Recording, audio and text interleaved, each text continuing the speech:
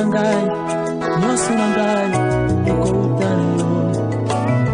Seketi kingale no, nani yako.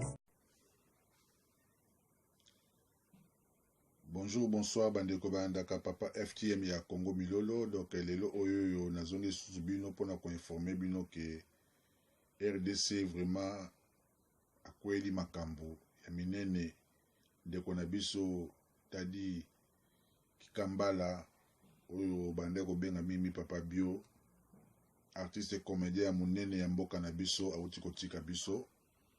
Donc esale biso pasi mingi donc tozuka nouvelle ngo kaka lelo oyo ngai papa FTM ya Congo Milolo naza naka toujours na informer bino. En tout cas naza ko pesa ba mes condoléances mingi na famille ya Dadi Kitambala na mwasi na ye na bana. Soki tozui ba programme ya matanga na banterrement ndenge nyonso te kosalema na kozanga te ko informer bino. En tout cas pasi mingi na motema balobi nzambe apesaka ye pe mdabotolaka. Donc pour na mokwale na tiki bino mwana commenter mingi ezate mais toyebi kende ko na biso abandaki kobela mikolo oyoyo toyebi vraiment maladi na kufi na ngote. Donc nzamba sunga kaka famille apesa bango courage na tiki bino pour na mokola lelo. Au revoir, merci et puis botala ba sujet mususu o na tina vidéo bolanda bo commenter bo aimer. Au revoir, bye. Na terrasse moko bosot na bandal sot na kitambo tosangani ale mutu moko apesi na apesi mbongo bakezwa mutuka comme express so bakezwa mutuka bayibi da place ke mutuka na yoya na idée que maman soit grand frère zo bela bakitika na hôpital so di chauffeur aye ya bongo so batemi place na destination bayokana ki na chauffeur atelemi wana après mutu moko aye métro aye attendre chauffeur biso to yana to che chauffeur singa bugi kit bali chauffeur na ninga sima alitoki naye to ko best to boka aye nana kanga singa la sa mutanga singa métro so di wapi Valérie wapi OK ya za mission ye na yebi ke bo ya za na groupe yawe. C'est Bobomi, Ochiwa.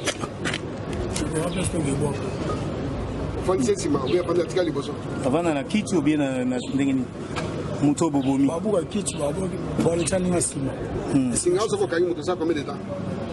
Singa o po muto afuna. 5 minutes, 2 minutes, 10 minutes. Ça ka pro. Ça ra po bache scotch na mna. Non, singa o po muto akufa. Po muto akufa. Et ça la combien de minutes? Soki bache. Bache. Et où me la gâté? So bache baluko bache scotch na mna basiko. Donc ça po ganga te. OK. Valérie a quoi il s'est mis à ça?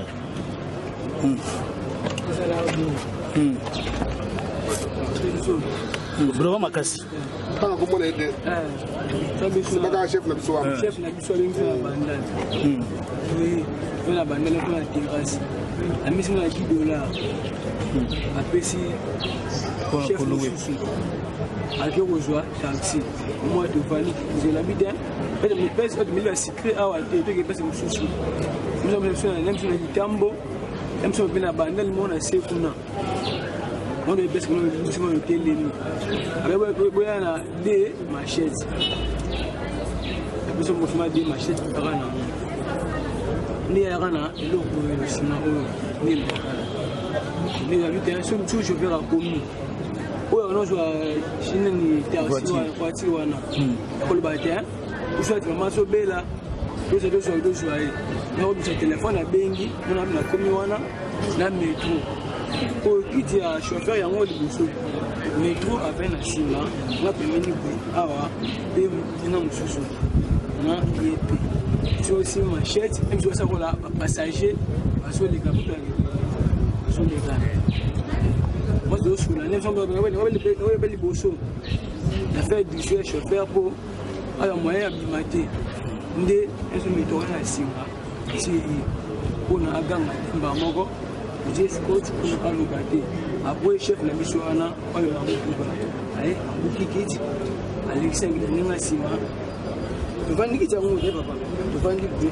Tu vas niquer la ceboule.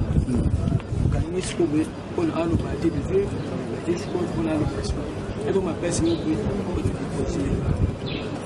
ok monsieur Bowi Gombe nani yo loba liva yo to bomba te yo na obliga na tshela obliga ku fa na maboko na yo pe to kanga ba tu nesi ngai oli ngate ke makila mu ko ta mulaka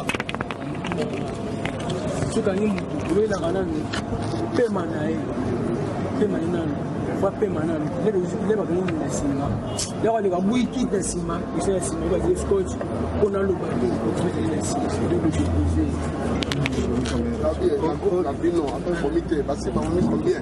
bon, Chico fait sa réponse. Chico fait sa réponse.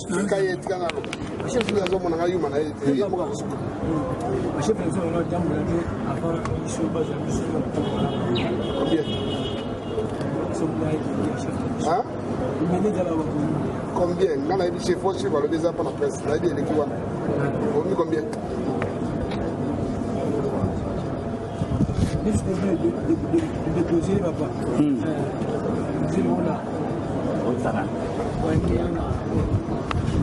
Babylone combien?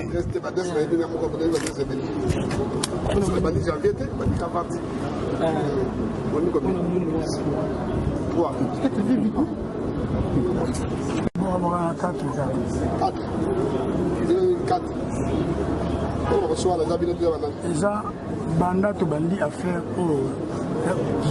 les jours de banda on a les jours quand même sur une semaine. Avant en décembre là il y a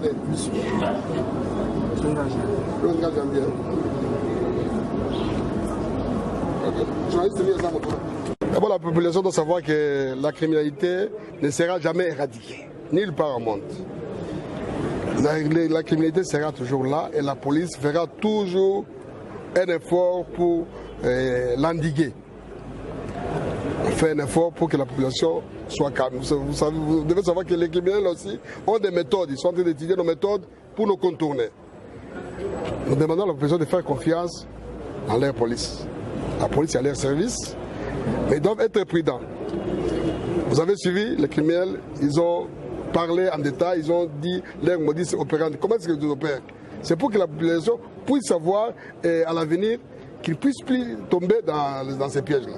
Quand on demande un express, il faut prendre ces messieurs-là qui t'amènent sur la route principale. S'il va t'amener ailleurs, non, il faut refuser. Parce que cette bande n'a pas commencé comme ça. Ce sont eux avec leur chef qui droguaient.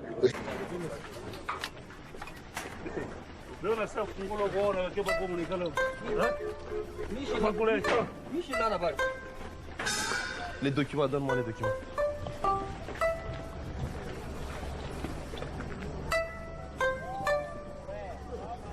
Ah, papa.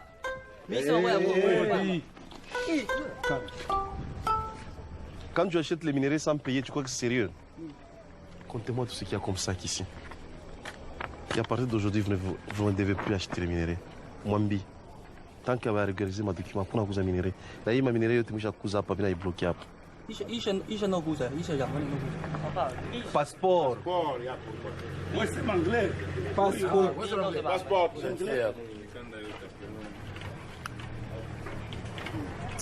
C'est ça, c'est comme ça. De 2006.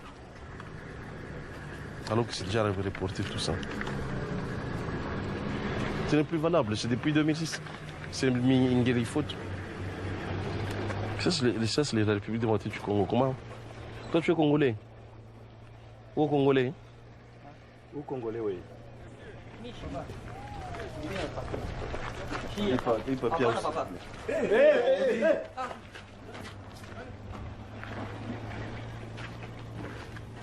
Il est fou. Tu es fou, toi?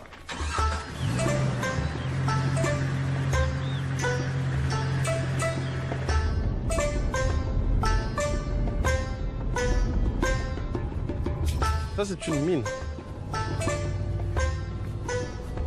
C'est une carrière que nous ne connaissons pas. Bon, nous sommes en train de découvrir avec vous, oui. N'est-ce pas? Oui. sommes en train de découvrir avec vous la carrière. Donc même au niveau du ministère, on ne connaît même pas l'origine de l'entreprise. Vous avez l'air surpris, monsieur le ministre. Oui, apparemment, c'est une carrière qu'on ne connaît pas. On ne connaît